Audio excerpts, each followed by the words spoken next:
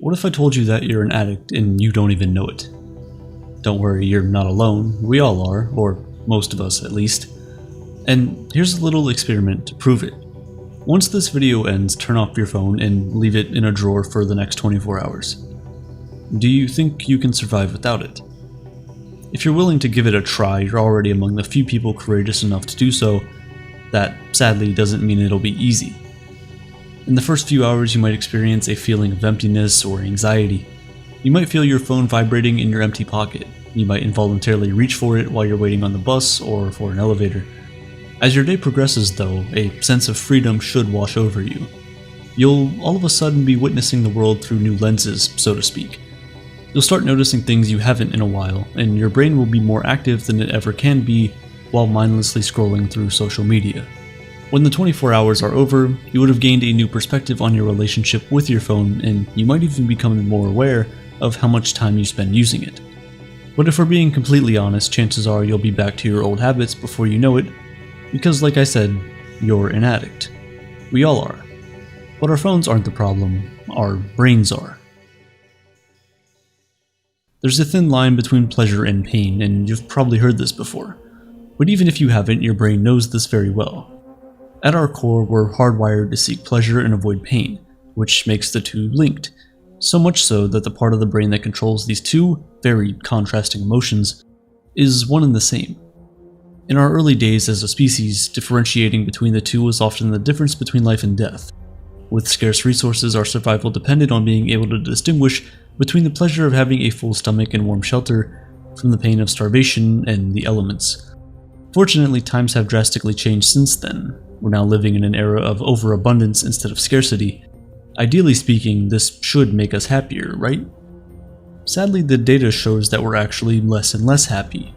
Depression levels have spiked in the last 30 years, and people in high-income countries have become less satisfied with their lives in the past decade, even though we're arguably living in humanity's golden age.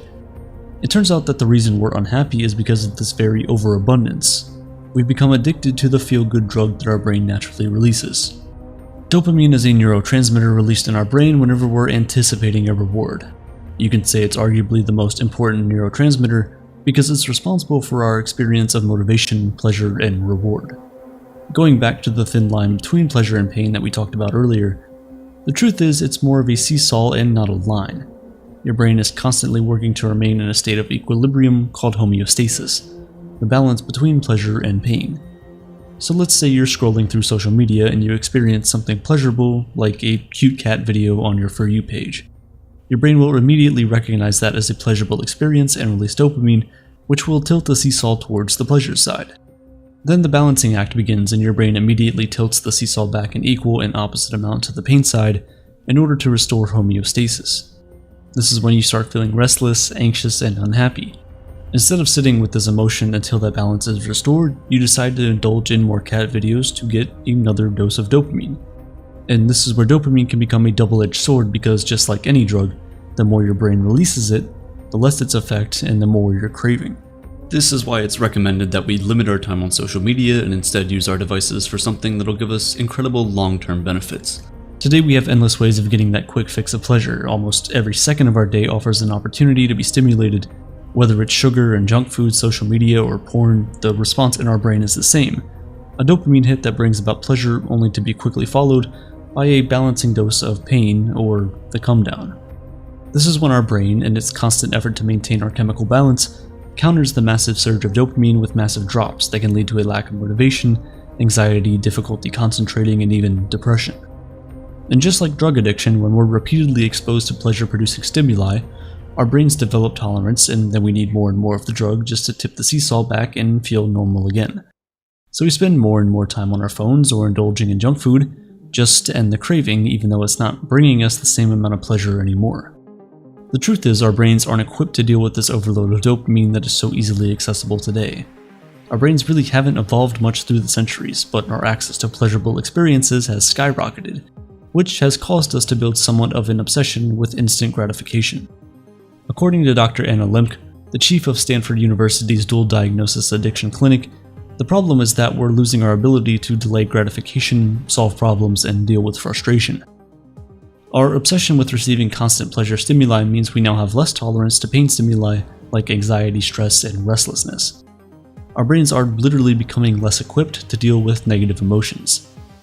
This is why when you can't reach for your phone you feel anxious, or why going for a walk feels like a waste of time when you could be playing video games on the couch.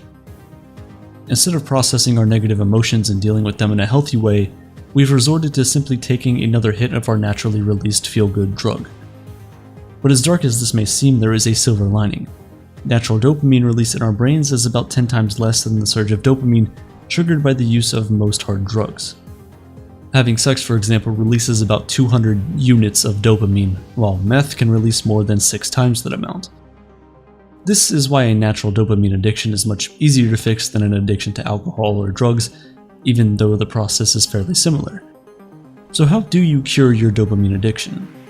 Well, the first thing you should do is stop. Stop scrolling through social media or watching porn or eating junk food or seeking any form of instant gratification. Set a target for yourself, like a 30-day break from your crutch. Don't worry, unlike with any drug addiction, you won't be abstaining forever, but this initial period is essential to rewire your brain and balance your pleasure-pain seesaw. This is what they call a dopamine detox, a form of cognitive behavioral therapy that was developed by Dr. Cameron Seppa. Its name could be misleading because you can't actually stop your brain from releasing dopamine, but abstaining from the constant blast of pleasure stimuli can help you identify unhealthy patterns and replace them with healthy ones. Once you achieve this, you may then introduce those activities back into your life, but this time in moderation. A warning though, during your time of abstinence you might feel anxious, irritable, or even empty, but you should embrace it. The idea is to delay gratification for as long as possible and get comfortable with being uncomfortable. As paradoxical as it may seem, you may actually seek out pain instead of pleasure. It's a stoic approach meant to make us appreciate all that we are blessed with in life. So go for a long run, a cold shower, or maybe even read about stoic philosophy and how challenging yourself can lead to a more disciplined and satisfied life. When we do challenging things, it has the opposite effect that instant gratification has on our brains. Instead of getting a dopamine boost beforehand, our brain releases it after we've successfully completed our challenge. And this earned high is sweeter, more satisfying, and more long-lasting than instant gratification. This may seem like a lot of hard work that requires a lot of conscious effort, but that's the whole point. Conscious effort. A big reason for our dopamine addiction is that we unconsciously seek out pleasure-seeking stimuli because they're so easily available. How many times have you grabbed your phone without even realizing it and found yourself scrolling through social media? How many hours have you spent scouring through Netflix late at night when all you really wanted to do was just go to bed? If we're going to reset our brain's dopamine levels, we have to actively work to make that happen. At the end of the day, it's only natural to pursue enjoyment, but the kind of world we're living in today has created an expectation that we can always be happy, but the truth is that we can't, and that should be fine. Seeking out pleasurable stimuli is good. It's the obsessive and elusive pursuit of happiness that is the real problem. So let's go back to our phone experiment from the beginning.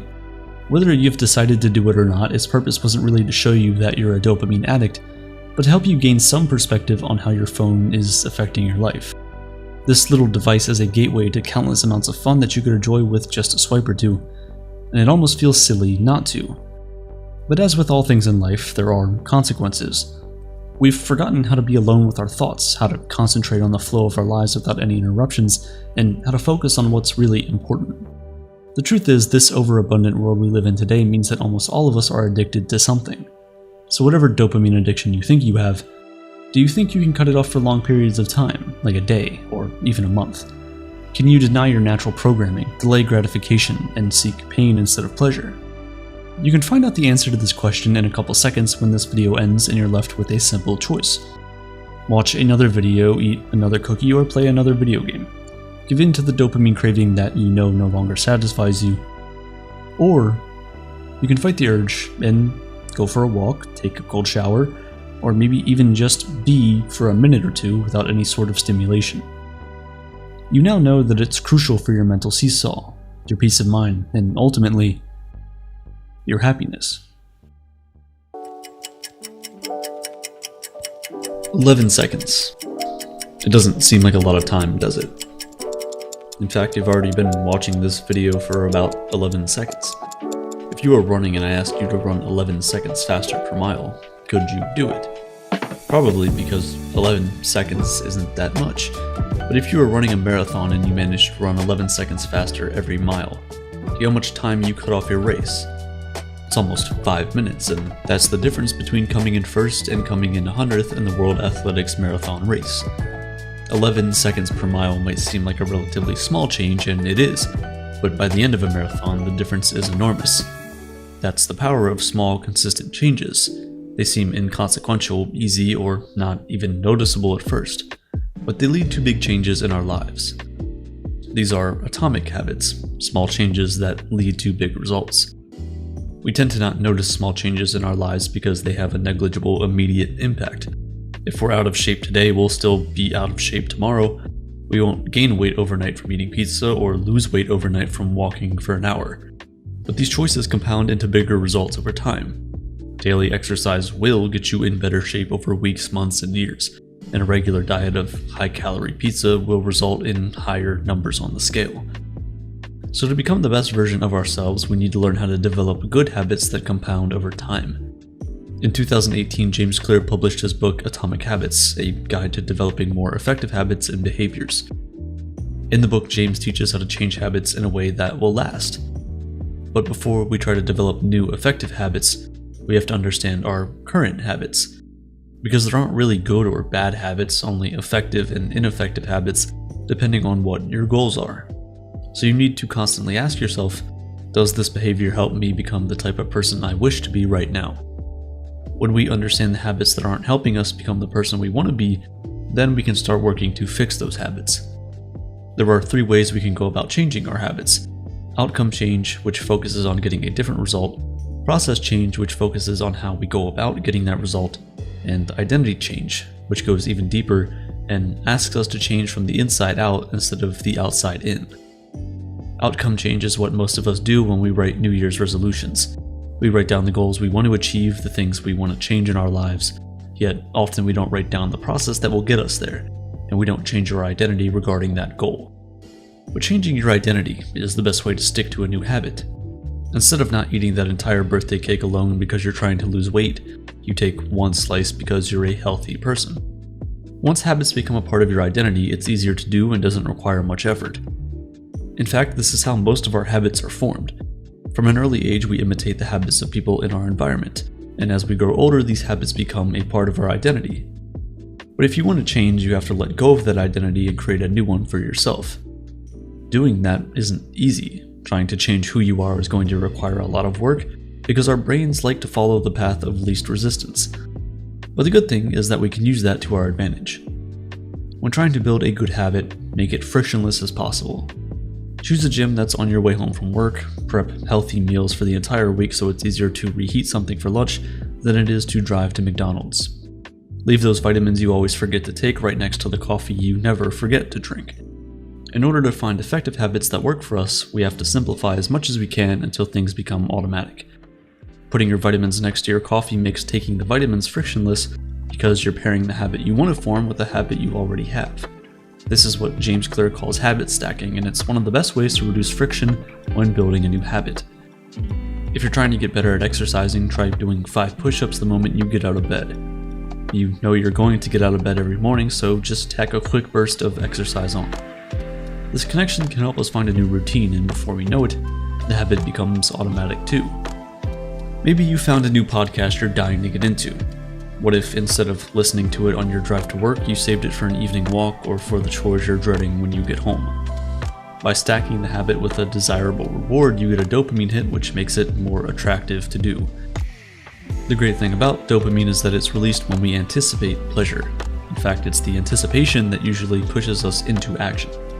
That's why the donut on the counter and the comfy couch are so appealing, because they make us anticipate a moment of pleasure. A rush of dopamine. So when you pair the thing you don't like as much, but need to do with something that you already like doing, the dopamine hit can spur you into action. This might sound like simple advice, but if you've ever tried to change your habits, you know it's not simple at all. When we're trying to form new habits, we need to make things easy for ourselves. If you told yourself you were going to read 50 books this year, what would your immediate response be? Probably one of fear, that's a lot of books, but if you commit to 10 pages a day instead, the prospect of regular reading time doesn't seem so impossible. This is the difference between being in motion and being in action. When we're in motion, we're suggesting things to ourselves, planning, strategizing, and learning about how we can get to where we want to go. This is important because being in motion is a necessary step towards change, but when we actually take action, our behavior changes and we start to make real progress towards our goals. Thinking about reading 50 books a year is a beautiful idea, but sitting down and taking it 10 pages at a time is a much easier step to take. James Clear also gives us a tool called the 2-minute rule. If we break down our new habits into 2-minute pieces, then we don't feel so overwhelmed by the enormity of the task. Instead of cleaning the entire kitchen, just do the counter. Instead of tackling an hour workout, do 2 minutes of squats. 2 minutes of a habit motivates us to mentally start the process, and once we started, it's much easier to continue and ultimately finish. This goes back to the small decisions we make, the 11 seconds we're trying to shave off our mile. Making the starting point feel manageable is a quick way to trick our brain into doing the most challenging part, starting. And if we make a bad habit too difficult to tackle, it'll slowly fade away. We can create our own obstacles, like leaving our phones in the living room when we go to bed so that we don't look at it as soon as we wake up. These kind of commitments are intentional actions we take to make it harder to give into the easy, sometimes ineffective, old habit. And because we're human, we also want these new habits to be satisfying, which is sometimes the hardest part. The reason we don't do these habits already is because they seem daunting or unnatural. They don't immediately offer us the reward we might find in other older habits. So it's important we find ways to get that satisfaction, no matter how small. Have you ever written down your workouts or made a list of the foods you eat in a day? This kind of tracking gives us the opportunity to celebrate small wins. If we're trying to lose weight or get healthier, seeing that we resisted sugary treats for an entire week might feel really good. That pleasure teaches the brain that the current behavior is worth repeating. You can do this kind of tracking with a simple pen and paper. Marking each day you complete the habit or logging your progress with more detail gives you a way to feel accountable and excited about continuing. If you're a spreadsheet wizard, this information can be tracked digitally. It might help you find trends in your habits and give you ways to manipulate your data. Some apps like Habitica and Strides can also do this tracking for you. Tracking in whatever form works for you can help us clarify a distorted view of how good or bad we're doing on our path towards better habits. When we have evidence in front of us, we're less likely to lie to ourselves. The tracking itself can even become a reward that reminds us of the importance of the journey, not the destination. So focus on your current trajectory rather than the results you're craving. Satisfaction isn't just at the end of the road. If you save a little money each month, the results might not seem astronomical at first, but you know that by the end of the year, you'll see big improvements in your savings account. And look, we all break down, we all slip up, even when we're on a roll. But James Clear gives us a simple rule to live by when we're on this journey. Never miss twice. Missing once is an accident, but missing twice is the start of a new habit. So we have to just keep going and not judge ourselves for being human. One way to keep things interesting is to look for tasks that are right on the edge of our current abilities. Human brains love challenges, actually, but only in the optimal zone of difficulty. If you're on a roll with your new habit, try turning it up a notch and keep your brain interested in it. Many times, boredom is a bigger threat to success than failure. We're all unique in how our habit forming will affect us. What seems boring to one person will seem the most interesting challenge ever to another. We need to build habits that suit us, not ones that suit everyone else. So we can ask ourselves some questions, like, what feels fun for me but is work for others? What makes me lose track of time? Where do I get greater returns than the average person? And what comes naturally to me? We're more successful in adopting new habits when we focus on fulfilling our own potential instead of comparing our progress to someone else. People are constantly changing.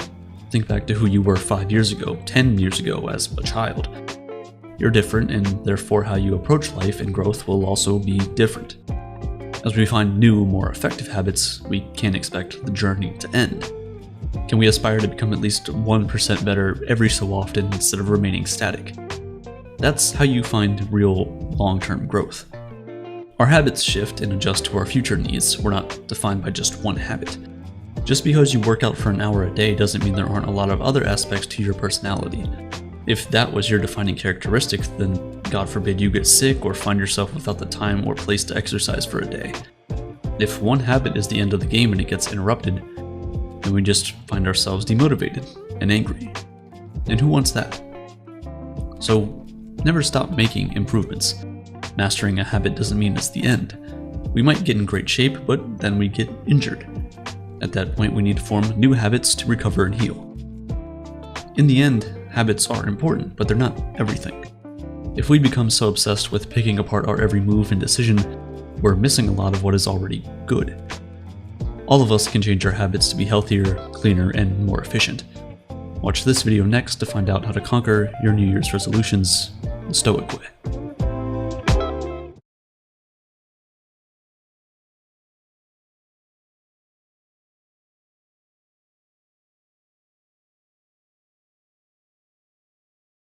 I made my first video on this channel in July 2017, after months of going back and forth on whether or not I actually wanted to create a YouTube channel. What would people think? What if people hate the videos and tell me that I don't know what I'm talking about? Who am I to talk about these topics? These were the thoughts that flooded my head. If you've ever been in a situation where you have to start something or give a presentation in front of a group of people, then I'm sure you've had a similar emotion. It's the fear of being judged. The fear that keeps us in chains and holds us bound from achieving our true potential. To understand why we care so much about what others think about us, we have to go back to the beginning of human history. Man, like many other animals, evolved to be social. Our survival was dependent on close-knit communities, tribes, and clans. We would hunt together, make shelter, and protect one another from predators should they dare strike. Being together made us thrive. So, at the time, being cast out of the clan almost always meant death. Without the technologies we have today, making shelter, hunting, and protecting yourself from wildlife was almost impossible for one person to do alone. Sadly, even now that our society has evolved to a point where we no longer have to worry about predators, and we have the tools and resources to provide food, clothing, and shelter for ourselves, the need to be part of a group still has been maladapted to our current reality.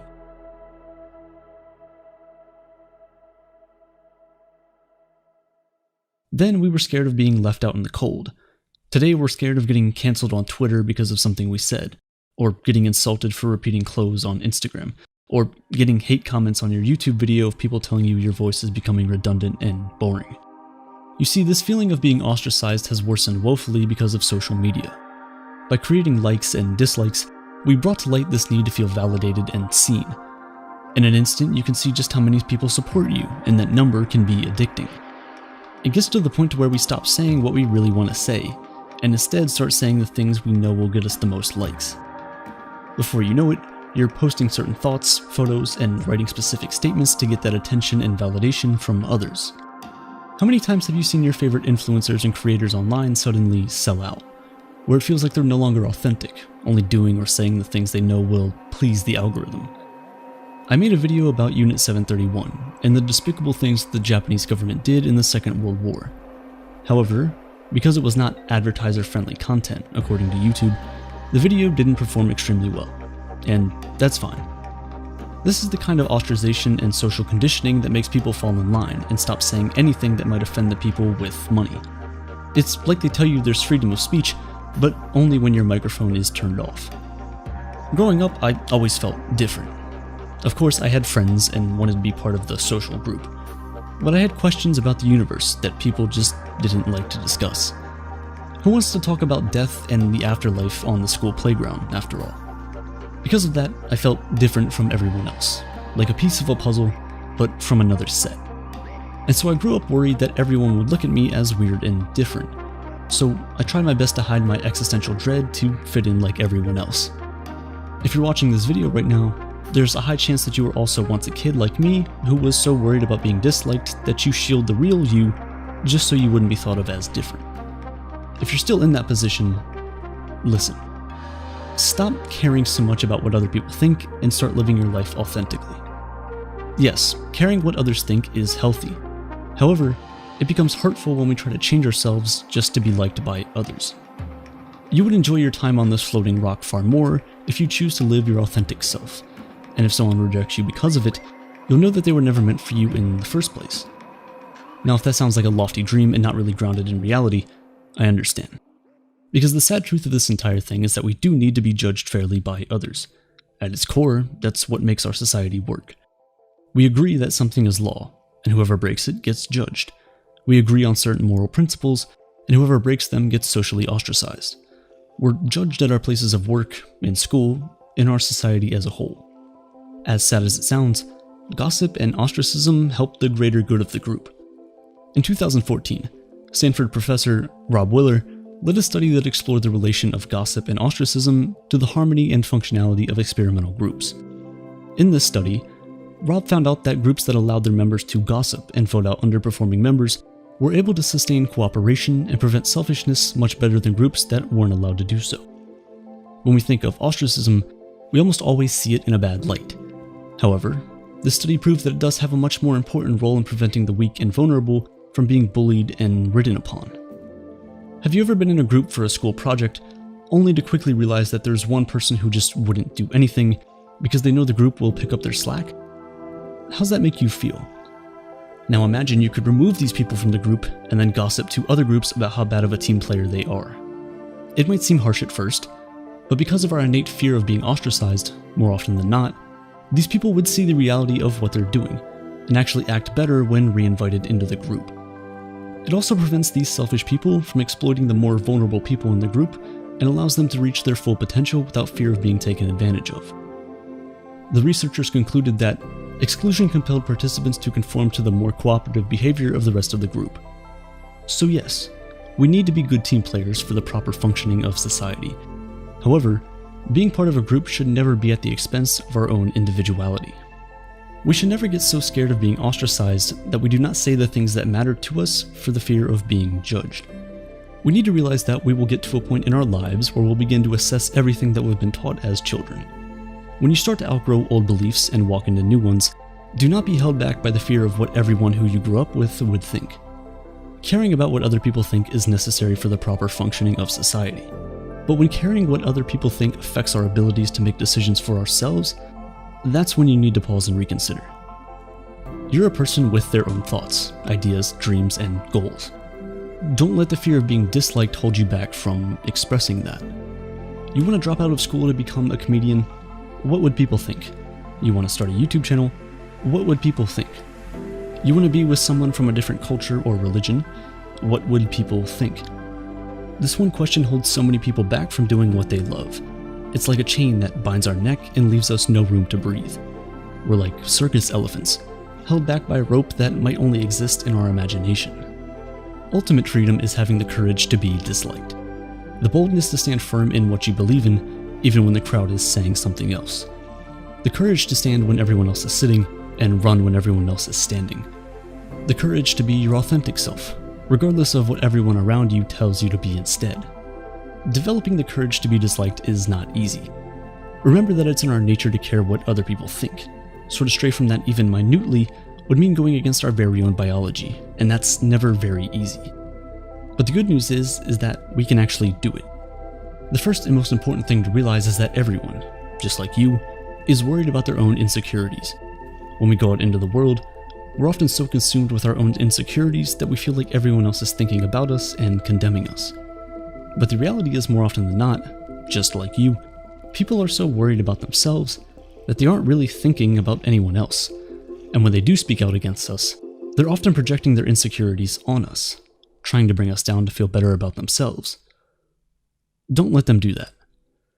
The difference between ostracization in early humans and what we have today is that with the early humans, it was only your closest relatives and members of your clan that could cast you out. However, today, because of social media, anyone and everyone can have an opinion about us. Share that opinion, and we're forced to take notice of it. The problem with this is that we're taking criticism from people we wouldn't take advice from. Think about it. If you wouldn't let this stranger into your house for fear of invading your privacy, why would you let them into your head, the most private place of all? Sometimes the people judging you and not letting you live your true potential aren't strangers. They're childhood friends and relatives. When that's the case, we need to remind ourselves that the consequences of living outside the group is not as sinister as it used to be. You have the tools and resources to thrive away from your primary group. And in fact, you can find another group to join, one that would accept you for who you are, and not try to force you into being something you're not. I know I've said some negative things about social media in this video and many others, but there are some positives as well. In this scenario where you no longer feel part of the group you were born into or grew up in, the internet offers you a community of people who are willing to accept you from all over the world. You just have to take the time to find them. Lao Tzu wrote in Tao Te Ching, "Care about people's approval, and you will be their prisoner." The courage to be disliked is the key that opens the prison doors and sets you free to be the person you've always wanted to be. Imagine you're an Olympic athlete. You could be a track star, a distance swimmer, or a figure skater, whatever sport you choose. Chances are you've been training for it since the moment you could walk. You have your gym routine down to a science, you've hired specialized coaches to help you along the way, and you eat a specific meal plan that ensures you perform at your best. Physically, you're at the peak of your sport, and you've done everything you can to be one of the best athletes in the world. But to win, your game needs to extend way past the physical, and mentally, you have to believe you will win no matter what. Crouching at those starting blocks or mounting the balance beam, you must think, at the end of the day, you will end up on top of the podium with a gold medal around your neck. Otherwise, what's the point in competing in the first place? The problem is that every athlete you're competing against shares this belief, and you know that. You also know that there can only be one winner, and so statistically, the chances of you coming out on top are pretty low. Yet you must go against your own logic and believe that no matter what, you will win. This is naive optimism, the belief that good outcomes are more likely to happen to you than bad ones in any given situation. You must keep yourself unaware or naive of what could prevent you from your goals and forge forward as if you will achieve them regardless of any external factors. No matter the circumstance, you believe things will work out for you even when the odds aren't in your favor or when certain obstacles are in your way. To be a naive optimist requires a suspension of disbelief. You must adopt a positive stance or perspective in every situation without familiarizing yourself with its nuance or details. It's like walking around with blinders on, ignoring everything that could go wrong. Or, in the professional athlete's case, using naivety to forget about all your competitors and the statistical likelihood that you'll lose. The ignorance of the naive optimist can serve them well. Have you ever felt anxious before a party where you don't know many people? You run over all your insecurities and the hypothetical social blunders that could occur, and it might feel comforting to go through all the scenarios that could go wrong in your head.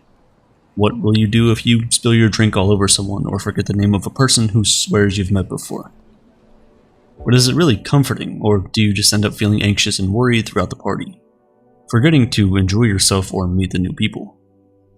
The naive optimist would go into the night assuring everyone will like them and everything will go off without a hitch. And while this might not be true, awkwardness is almost a given when meeting new people.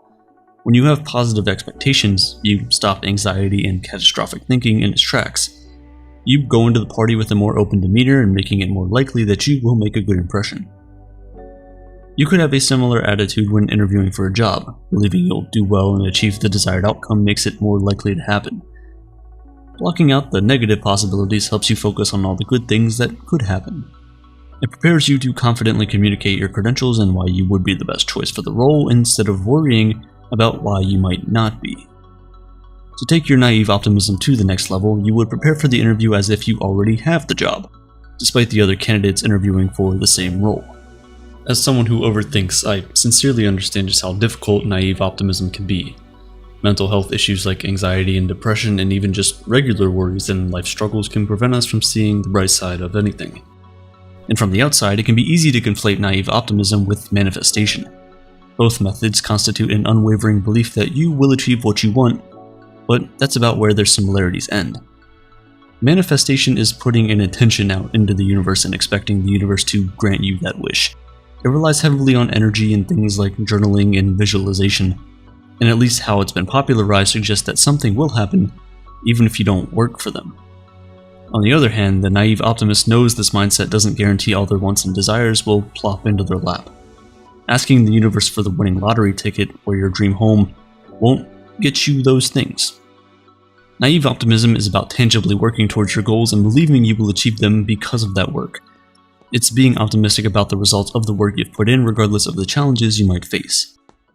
Sadly, our society has gotten to a point where being optimistic is now being seen as wrong. And to an extent, I kinda understand. Our shared culture is riddled with political discourse, climate change, rampant inflation, and a general fear that we're headed towards doom. And so it's hard for most people to see or even imagine a light at the end of the tunnel. As a result, naive optimists are often ridiculed for being arrogant or even stupid. And what these people don't realize is that a naively optimistic outlook might open up a new perspective in these conversations. While everyone is so focused on what could go wrong and the problems we face, you could be the person focused on making the best possible outcome a reality. Another critique is that naive optimists lack the perspective to see the nuance in complex situations, and it's a frustrating perspective to work with when solving complicated problems with tangible barriers.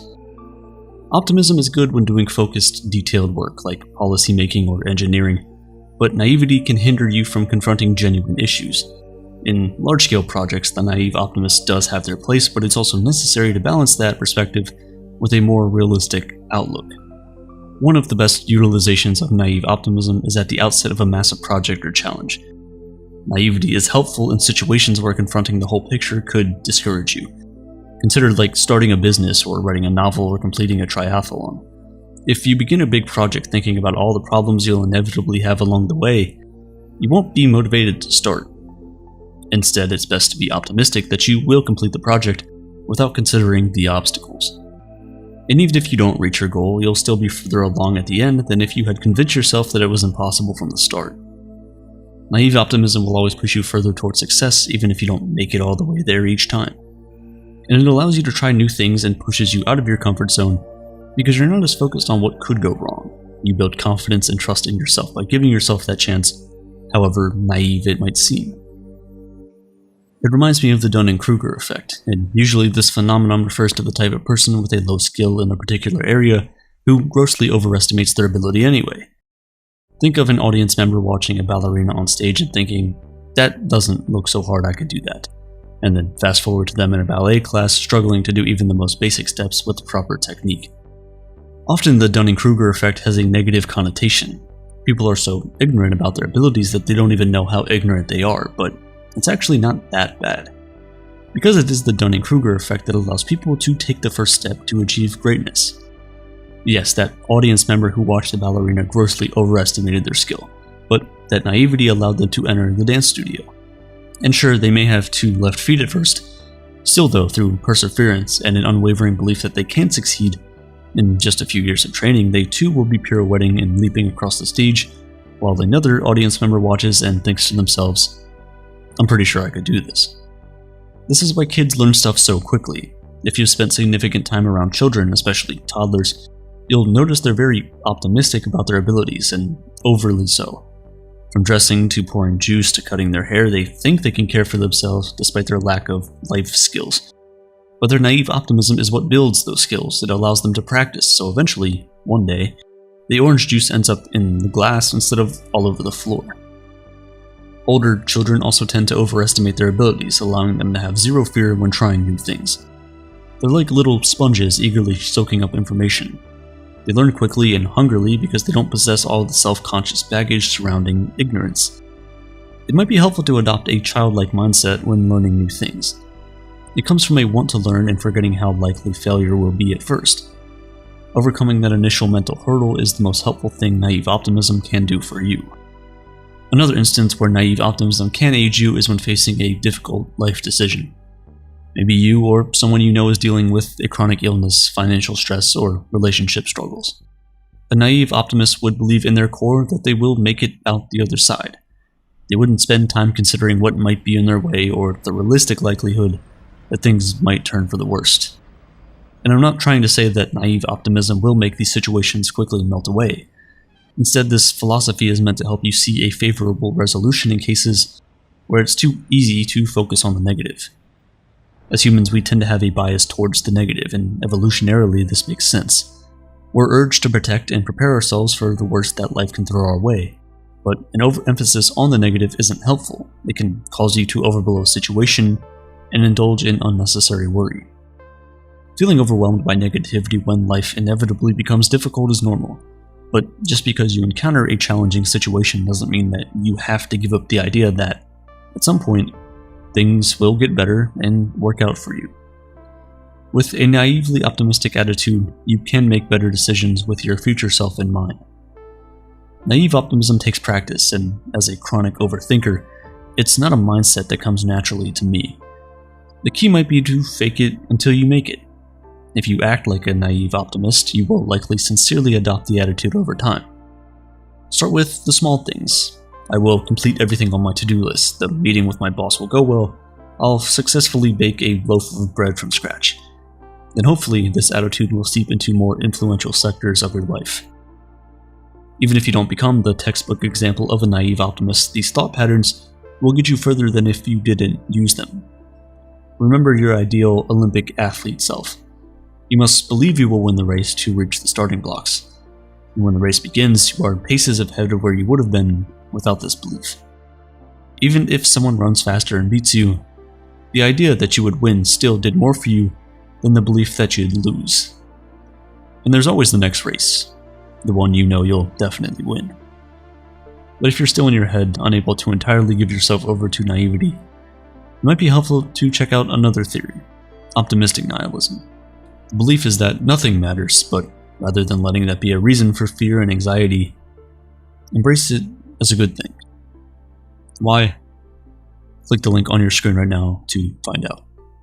The year is 1665, and Isaac Newton is looking out his window at an apple tree standing tall in his orchard in Lincolnshire, England. All of a sudden, a ripe and lonely apple falls from the tree and makes its way to the ground.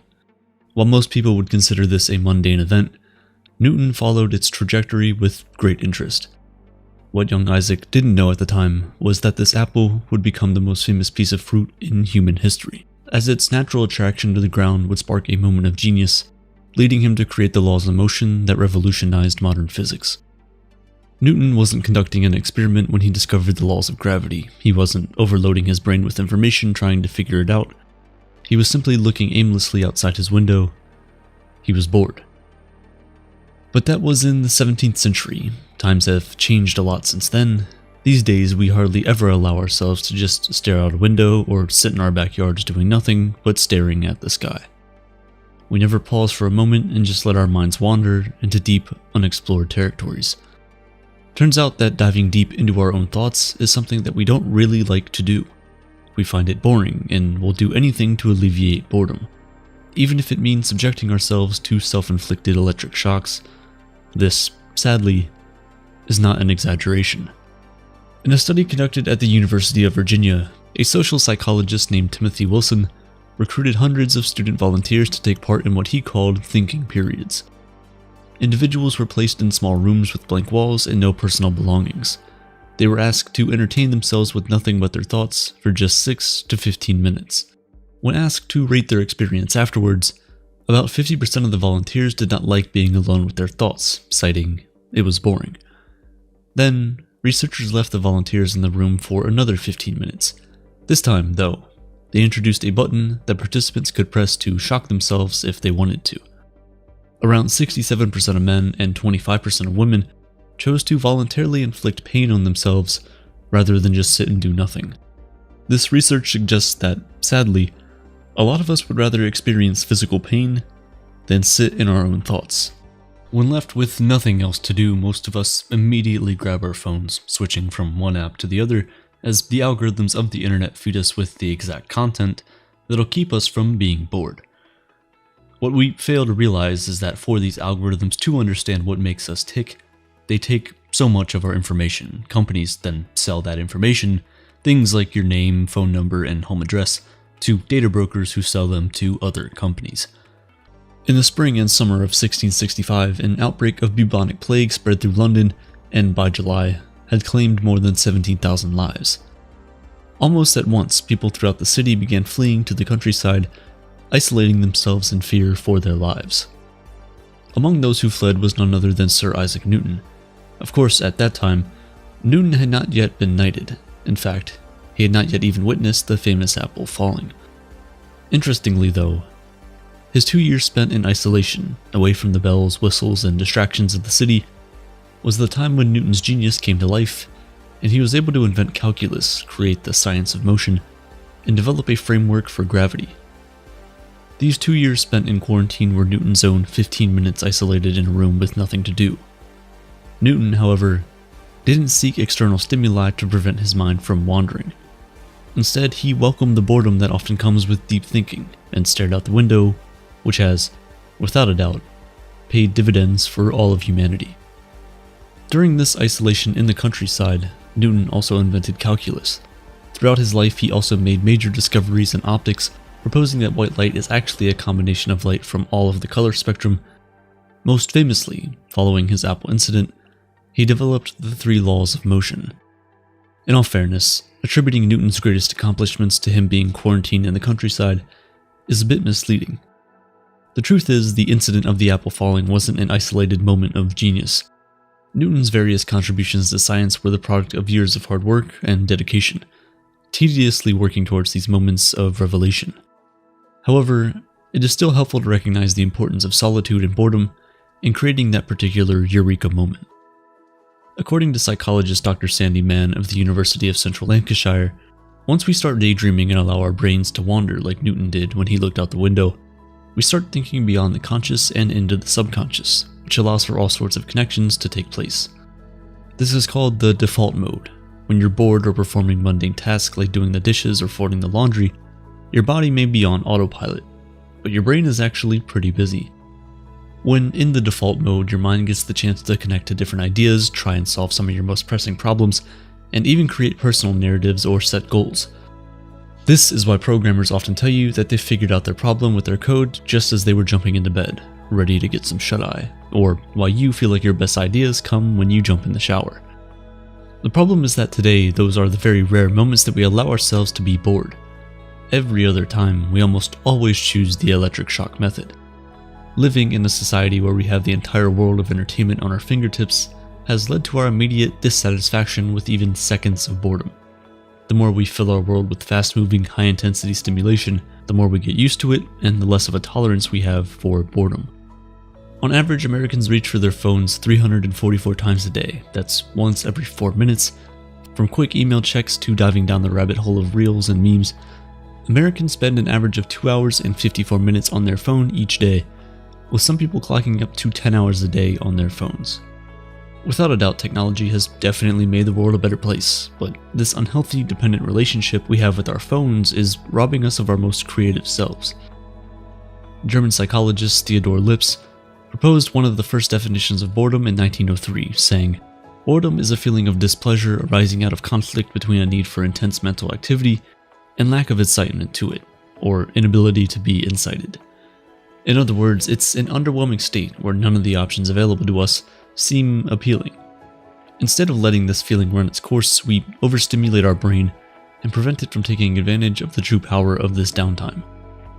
Our first instinct when we experience boredom is to just endlessly scroll through feeds, swishing through social media apps, even when we're walking from one room to the next or waiting for the cashier to bag our groceries.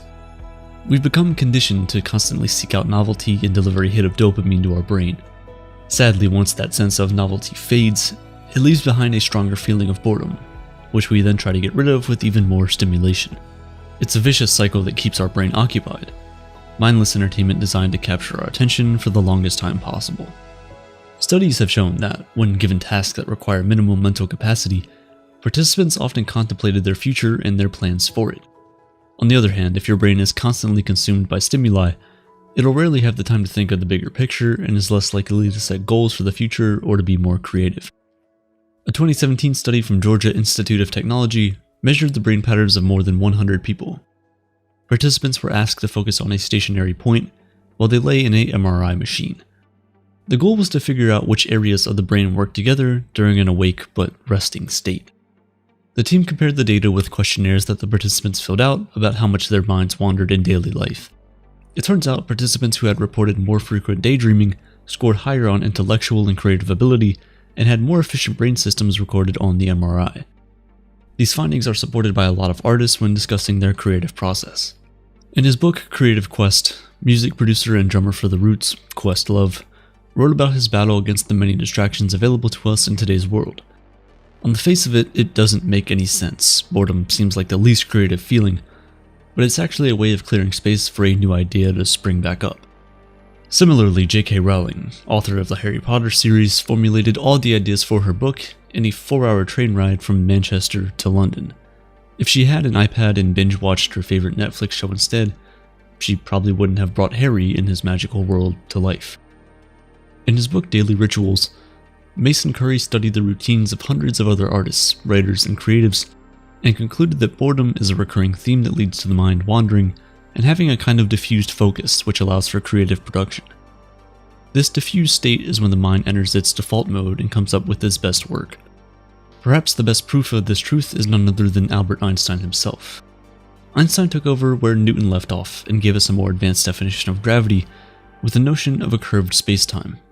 Einstein was known for his extremely vivid imagination and inspired thought experiments that allowed him to define time as the fourth dimension and to change our understanding of the mechanics of the universe itself. Many people believe that the seeds of his genius were planted during the year he took off from high school in the 1890s, when he simply wandered without purpose and contemplated the world, free from any external pressures. Throughout his life, Einstein would take regular walks to clear his mind, and in a letter he wrote to his friends while sailing in 1932, he said, "A cruise in the sea is an excellent opportunity for maximum calm and reflection on ideas from a different perspective." It was clear that he knew the importance of sitting still and letting the mind wander. Our history is full of many great thinkers who have been conscious enough to take advantage of their downtime and utilize it in the name of creative production. Psychologists today encourage parents to allow their children to be bored instead of occupying all their time watching YouTube on their tablets. The idea is to give the young minds the time and space needed to discover, create, and find their own genius. Teaching people, especially kids, how to use technology to improve their lives while also self-regulating their exposure to it should be a crucial part of digital literacy. There's a saying used in tech: when the product is free, you are the product. Our attention is being fought for by a magnitude of applications, and at the end of the day, we're left with no time to just sit and contemplate on our own life and experiences. But that shouldn't be the case. Next time you find yourself reaching for your phone when you're bored, remember, you're choosing to voluntarily shock yourself, instead of looking out the window and contemplating on your own metaphorical apple falling from the tree. You'd be surprised what your mind can achieve when you just allow it to wander for a moment. Are you the type of person to analyze every second of the interaction you just had with someone for hours on end, or are you normal? Either way, you probably don't think all that hard about every single detail of the decisions you make in social situations. But believe it or not, there's an entire scientific field that applies to social situations and decision making. We're talking about game theory. Game theory can be used to analyze both economic and social situations. It's essentially the science of strategy, and just like the reality it is trying to model, game theory can get really complicated. And yes, although game theory is relevant to games as we typically understand them, such as poker, most research in game theory focuses on how groups of people interact. Let's first define what a game is. So, what exactly is a game? It sounds like a stupid question, like who doesn't know what a game is? But games, in the field of game theory, are a slightly different concept to what you might expect. When it comes to game theoretic analysis, a game constitutes any interaction between multiple people where each person's payoff is affected by the decision made by others. Let's apply this definition of a game to a couple of games. Is Sudoku a game? Well, in the traditional sense, sure. But in game theory, no. Sudoku is not a game. Sudoku is not a game because how you decide to complete the puzzle doesn't affect any other player. There is, after all, only one player in the game. You. What about tic-tac-toe? Is that a game? Two players can play the game, and each box that is filled by one of the players affects the other player. Winning requires both players to respond optimally to what the other player is doing. So yes, it is a game. You could also have a situation where two shop owners choose from a finite number of positions where to strategically place their shops for maximum profit. They are each affected by what the other person does, since they may be opting for the same market, and there's certainly a win-lose situation here.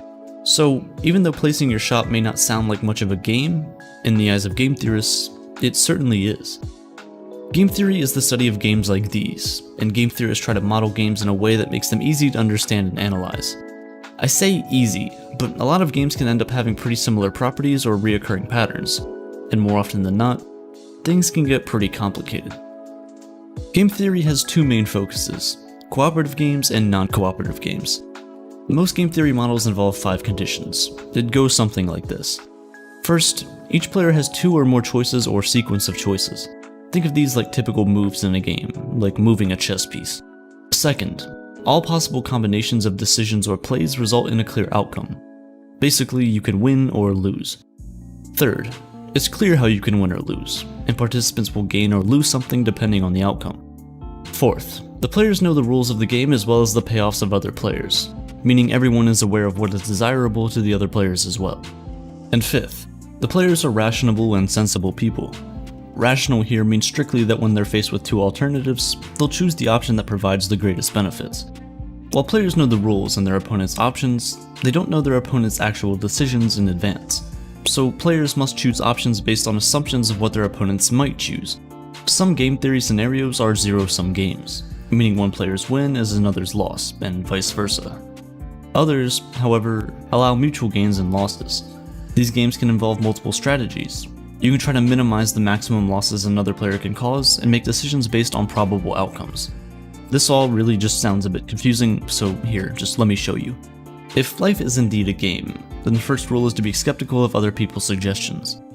As we said, if it's a game, someone else is going to be competing, so there's definitely going to be competition and sabotage. Perhaps a straightforward and well-known example is the prisoner's dilemma. The game goes like this. Two criminals are caught red-handed and are arrested. Each has two choices. They can each either stay quiet or testify against their friend. Upon arrest, they are each separated and offered a deal. Testify against your friend and we'll let you off the hook easy with 1 year in prison and give the other person 10 years. If both stay quiet, the cops can't really prove the more serious charges and both criminals would spend only 2 years behind bars. If they both testify against each other, however, then both would get 5-year prison sentences. At first glance, keeping quiet seems like the best strategy.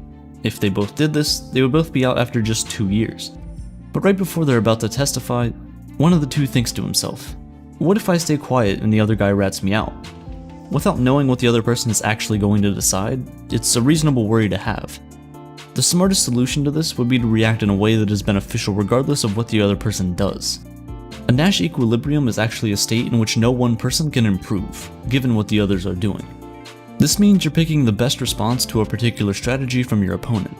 A quick analysis of the prisoner's dilemma reveals they would both most likely testify, which is the Nash equilibrium for this problem. This is because regardless of what the other person does, testifying will lead to a maximum sentence of 5 years, with the potential for a 1-year sentence. Meanwhile, if you don't testify, you could end up with a 10-year term. It's easily the safest thing to do considering neither party knows what the other is going to do, even though both criminals are better off if they just stayed quiet. Here, the individual incentive wins over group interest. Testifying is a better option, because you know that you'll be in trouble if you stay quiet but your friend testifies. But if you can think of that, your friend can too. So he knows you're likely going to testify given that it's the safer option for you, and you know he's likely going to testify too for the same reason, and you know that he knows that you're likely going to testify. You see the loop that's forming? These types of problems are examples of non-cooperative games, which means the two prisoners can't convey their intentions to each other.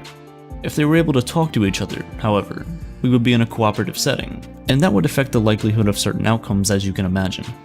For example, it'd become much easier for them to agree beforehand that they're both just going to stay quiet. On the contrary, a coordination game is one in which everyone benefits from working together. There's no incentive for either party to cheat, since it will result in a worse outcome than if they just cooperated. A good example is driving on the correct side of the road. You win nothing by driving on the wrong side of the road. But sometimes, you lose without even playing. The principal agent problem is when one person is allowed to make decisions on behalf of another person. In this situation, the first person is likely to prioritize their own interests and pursue their own goals. And well, yeah, that's the basis of modern politics. Game theory can also be applied to biology though. In fact, its application in the field of biology has allowed biologists to answer a lot of questions about evolution, which is remarkable since game theory was never designed for this. For example, it's helped scientists explain biological altruism, where an organism acts in a way that is most favorable for the overall species, even if that action is harmful to itself. A bird might warn the rest of the group about the arrival of a predator. Doing so risks its own life since it essentially announces itself to the predator.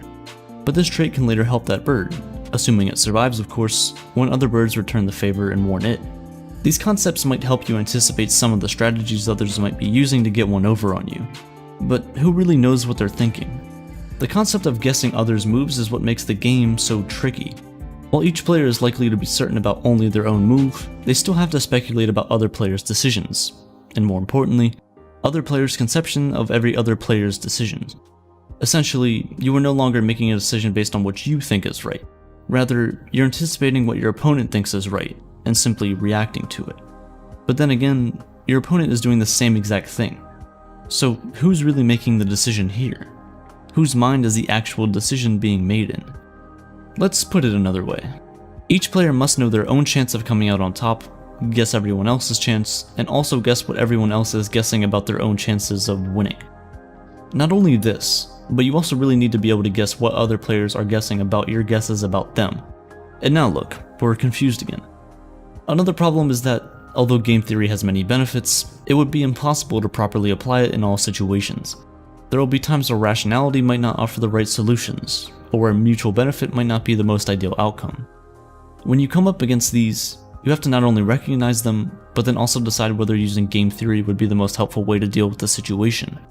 By then, the moment could already be gone. The assumption that everyone is going to be rational, a basic premise of game theory, is also a really risky one. Humans can be extremely unpredictable and emotional, and this makes the guessing work near impossible. There's a ton of real-life examples that illustrate the basic concepts of game theory. Apple and Samsung are involved in an endless game of advertising. It's not like either company needs to advertise. Besides, advertising can get extremely expensive. So why not just forego this task altogether and use the money for research and development? If both companies did this, then we'd probably have better phones by now. But sure enough, Apple banks on the possibility of Samsung advertising and gaining an edge over the market, and Samsung does the same. And that possibility soon turns into a certainty you and I have all come to accept. Now, this is an extremely simplistic example that bypasses many other variables, but you see the basic concept. Another good everyday example can be found in the treatment of public goods and property. If everyone decides to be good citizens and not litter, society benefits as a whole. But you're inevitably going to come up against one or more people who choose to essentially go rogue and behave selfishly by littering. This leads to society as a whole bearing the cost of cleaning up, all the while making not littering a less worthwhile decision. After all, if the road's already littered, the work to not litter is that much less meaningful. You can probably now see how applicable this is to other situations in life, like every big important decision we're supposed to be fixing, but more on that later.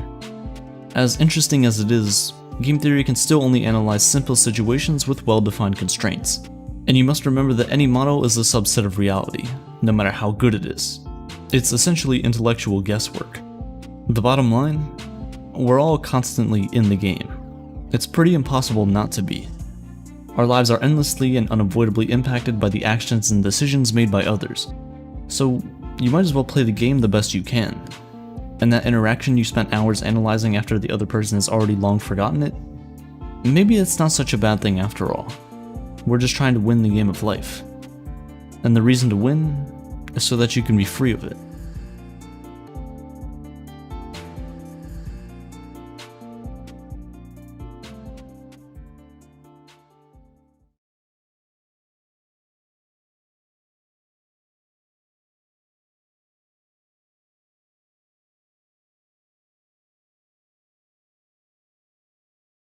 What if I told you that you're an addict and you don't even know it? Don't worry, you're not alone.